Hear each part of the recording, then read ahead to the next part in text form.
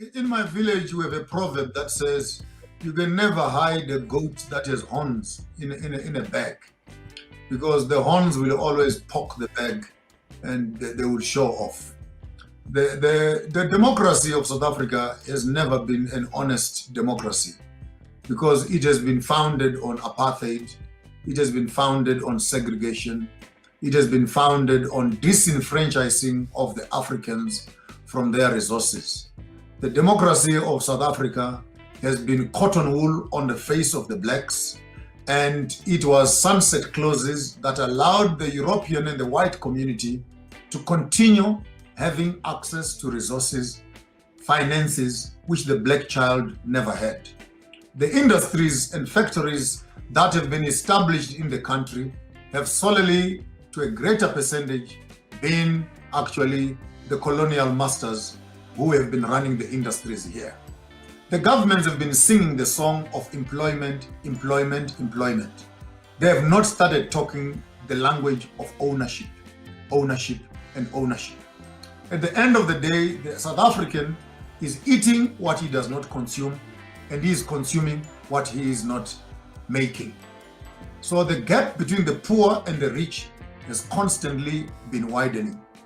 And the apartheid atrocities were not dealt with in full, like what Rwanda did, where you literally bring justice and find the people that caused the crimes and allow families to meet for reconciliation.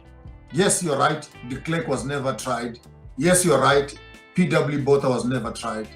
And some of them even refused to come to the Truth and Reconciliation Commission. Some of them even refused to come to the commission that was set up now for corruption. And the government just folded its arms and said nothing about it. And they decided, of course, to make an example out of Jacob Zuma, which in itself, in terms of judiciary, it was a good move. But politically speaking, I think it was rather a miscalculation, because they forgot that a leader is not what politicians think. A leader is what people think. And the pot was already simmering. And let me put it in context, that COVID did not make it easy also. Because people for 1.5 years, some have not been working. Some have been retrenched. Houses are being repossessed. Cars are being repossessed. Children are not going to school. Fridges are empty. Yes, amongst the looters, you had those that were looting TVs, some were looting guns, some were looting food. I saw one old lady who was arrested. She had just stolen one bag of meal. That's all she wanted, to run home and cook a meal for her children.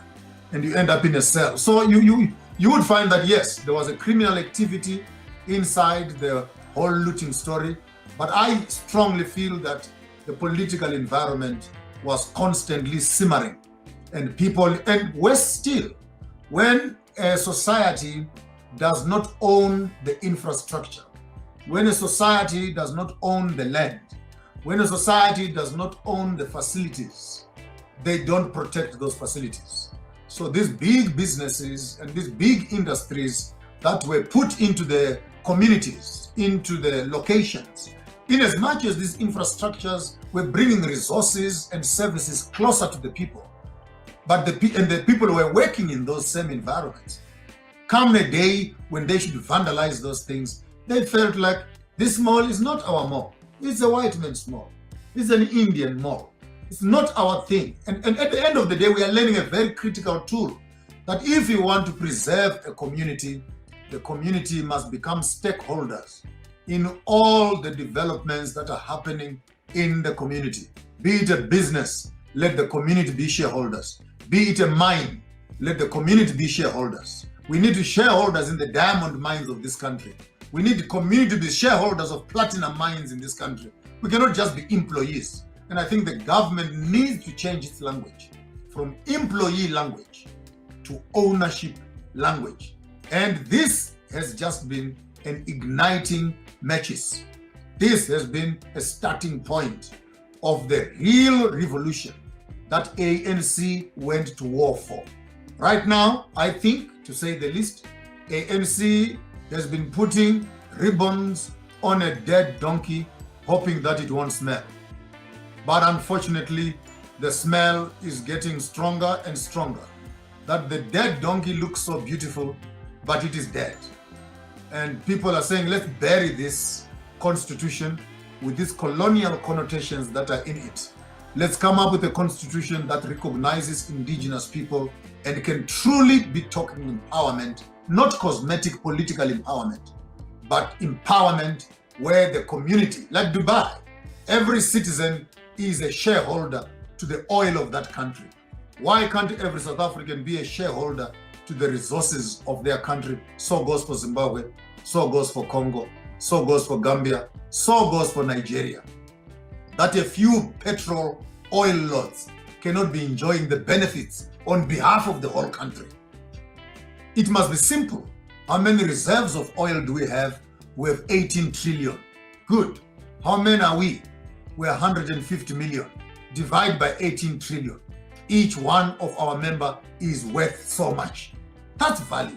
With that shareholding certificate, you can access banking, you can access education, you can withdraw from your resources. For me, that is simple. You don't need to go to school. Some people are telling me, you're crazy, Maponga. Economics does not work like that. Maybe that's the point. Through economics, we have ended up where we are. M2 squared minus 3 Bofi squared, what, parentheses do, then 2 times x minus 3b squared, it will give us x. That's the economic formula. Where are we with these economic formulas?